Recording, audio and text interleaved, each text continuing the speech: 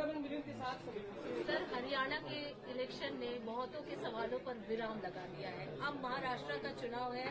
महायुति की कितनी जीत आप निश्चित मानते हैं? क्योंकि कई सारे ऐसे मुद्दे उठे थे, खासकर संविधान का मुद्दा, और उसके बाद जो नैरेटिव जो सेट हुआ था लोकसभा में, जैसा कि आप लोग की तरफ से कहा जा रहा था विपक्ष के द्वारा, लेकिन अब क्या मान रहे हैं आप महायुति की? नहीं, देखिए, कांग्रेस झूठ बोलती है।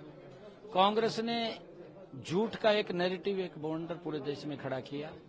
उसमें इंडी गठबंधन के लोग भी थे। इनके यहाँ पूरी योजना प्लानिंग बनती थी कि हमने कौन सी स्क्रिप्ट झूठ की आगे फैलानी है, और उसको बड़े योजनाबद्ध तरीके से एक टूल किट के रूप में इस्तेमाल करते हुए ये उसको आगे बढ़ाने का काम करते थे। परंतु अब कांग्रेस के उस चेहरे से नकाब उतर चुका है कि ये लोग झूठ बोलते हैं, ये झूठ की स्क्रिप्ट तैयार करते हैं, झूठ फैलाने का काम करते हैं और लोगों को झूठ बोल करके गुमराह करने का काम करते हैं। हमारे हरियाणा में कहावत है कि काठ की हांडी एक बार चढ़ती है, बार बार नहीं चढ़ती। अब कांग्रेस का वो झूठ बिकने वाला नहीं है। कांग्रेस को लोगों ने नकार दिया है, हरियाणा में नकार दिया है, महाराष्ट्र के अंदर अब नकार देंगे। 20 तारीख को जब वोट होगा, 23 को रिजल्ट आएंगे। एनडीए के साथी यहाँ दूसरी बार नरेंद्र मोदी जी के नेतृत्व में सरकार बना रहे हैं, और महाराष्ट्र भी मोदी जी के साथ मिलकर के विकसित महाराष्ट्र बनेगा, और विकसित राष्ट्र, विकासशील महाराष्ट्र बनेगा। कांग्रेस के ऊपर विश्वास नहीं रहा। कांग्रेस विश्वास खो चुकी है, जन का खो चुकी है, क्योंकि झूठ बोलती है, लोगों के अंदर जहर भरने का काम करती है, जहर फैलाने का काम कांग्रेस पार्टी करती है। किस प्रकार से ये लोगों को बोल करके बीजेपी के, एनडीए के लोगों के प्रति किस प्रकार से जहर उगल रहे हैं, ये इनकी बौखलाहट का परिणाम है। ये हार चुके हैं, इन्होंने अपनी हार स्वीकार कर लिया और लोगों ने इनको नकार दिया है। लेकिन आप कह रहे हैं लोगों ने नकार दिया, वो कह रहे हैं कि जहर फैलाने का काम आप कर रहे हैं। आप खुद भी ओबीसी से आते हैं, ओबीसी समाज से, लेकिन जिस तरीके से नाना पटोले का बयान आया कि ओबीसीओ को कुत्ता बना दिया गया, हम बीजेपी को कुत्ता बनाकर यहाँ से निकाल देंगे, एससी एसटी के खिलाफ है, ओबीसी के खिलाफ, आप खुद भी चेहरा है ओबीसी का। आप मानते हैं कि वाकई में ओबीसीओ के साथ नाइंसाफी हुई, एसटी एसटी के साथ नाइंसाफी हुई है और बीजेपी ने ऐसा किया? ये आपने जो बात कही है, जो कांग्रेस के अध्यक्ष ने बात कही है, कांग्रेस ने ही ओबीसी के साथ अन्याय किया है। कांग्रेस ने ओबीसी को वोट बैंक के रूप में इस्तेमाल किया है, कभी भी उनकी सुविधाओं की तरफ ध्यान नहीं दिया। शायद नाना पटोलकर जो कांग्रेस का चेहरा है, कांग्रेस ही है, जब वो कुछ बात बोलते हैं, इस प्रकार का जो जहर उगल रहे हैं, वो उनकी बौखलाहट का परिणाम है। वो हार मान चुके हैं, वो हार चुके हैं। ओबीसी समाज का सम्मान नरेंद्र मोदी जी ने जो दिया है, जो किया है, आज तक इतिहास में किसी ने नहीं किया। कांग्रेस ने लगातार ओबीसी को वोट बैंक के रूप में इस्तेमाल किया। शायद नाना पटोलेकर को इस बात का बारे में मालूम नहीं है। जब काका कालेलकर की रिपोर्ट आई, उसको इतिहास देखना चाहिए, क्योंकि वो भी ओबीसी समाज से आते हैं। जब काका कालेलकर की रिपोर्ट आई थी, उसको डस्टबिन में डाल दिया, तब तो शायद वो बहुत छोटा होगा। फिर मंडल कमीशन की रिपोर्ट आई, तब तो वो राजनीति के अंदर होगा।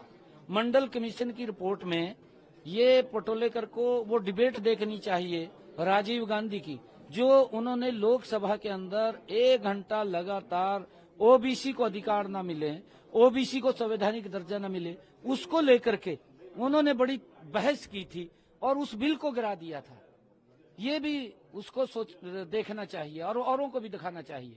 और फिर जब अभी 2018 में नरेंद्र मोदी जी ये बिल लेकर के आए, ओबीसी को संवैधानिक दर्जा दिया जाए, उसके अंदर लोकसभा में हमारे मैंडेट पूरा था, पास हो गया बिल। राज्यसभा में हमारा मैंडेट नहीं था। कांग्रेस पार्टी का स्टैंड क्या था, ये भी बताना चाहिए नाना पटोलेकर को कि कांग्रेस का स्टैंड क्या था। कांग्रेस ने हमेशा ओबीसी के साथ अन्याय किया है।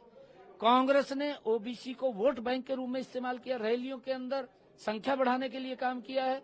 जब भी ओबीसी के कोई अधिकार की बात आती थी, कांग्रेस ने उसको नकारा है, उसको बाहर किया है। नरेंद्र मोदी जी ने ओबीसी आयोग बनाया, संवैधानिक दर्जा दिया, और मुझे खुशी है अब ओबीसी समाज के बच्चों को एमबीबीएस के अंदर, उनके बच्चों को सीटों के अंदर, एमबीबीएस एमडी की सीटों के अंदर, सैनिक स्कूल, केंद्रीय विद्यालय, नवोदय विद्यालय के अंदर 27% का आरक्षण मिल रहा है।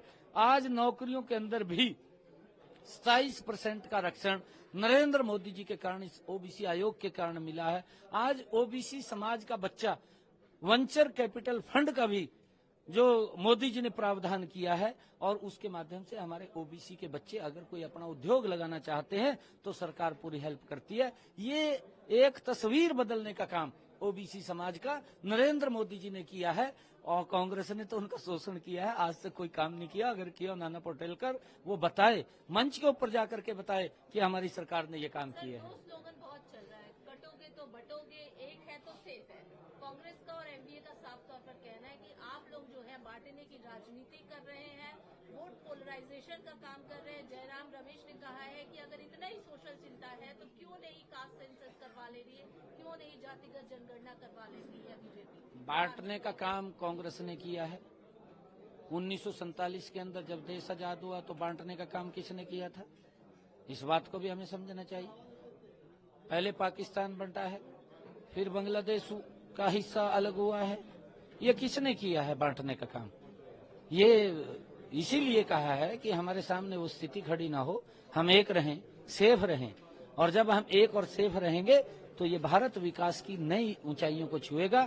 आज जो सम्मान कांग्रेस के समय के अंदर भारत का दुनिया में गिर गया था, वो सम्मान नरेंद्र मोदी जी ने पिछले 10 वर्षों में उसको बढ़ाने का काम किया, उस सम्मान को लाने का काम किया है नरेंद्र मोदी जी के नेतृत्व वाली सरकार ने, और उसका ही आज लोग देख रहे हैं, समझ रहे हैं, और उसी के कारण ही, इन नीतियों के कारण कि मेरा भारत तो सुरक्षित है। चाहे हमारे नौजवानों के ऊपर जो पत्थरबाजी होती, जो आतंकवाद आता था, आज उस आतंकवाद के ऊपर भी अंकुश लगाने का काम हमारी सरकार ने किया है। आज सैनिकों को जो हमारी सुरक्षा के लिए खड़े थे उन पे पत्थरबाजी होती थी, आज किसी की हिम्मत नहीं है कि कोई आंख उठाकर भी हमारे सैनिकों की तरफ देख ले। पत्थर तो बहुत दूर की बात है, अगर कोई आंख उठा करके भी देखेगा तो उसके हर्ष उसको भुगतना पड़ेगा। हरियाणा में तो जलेबी बटी, इस बार जलेबी या महाराष्ट्र में भी बटेगी, जलेबी बटेगी महाराष्ट्र में, बिल्कुल जलेबी बटेगी, बिल्कुल पूरी उम्मीद है। बड़े मैंडेट के साथ दूसरी बार सरकार बन रही है, डबल इंजन की सरकार नरेंद्र मोदी जी के नेतृत्व में बन रही है।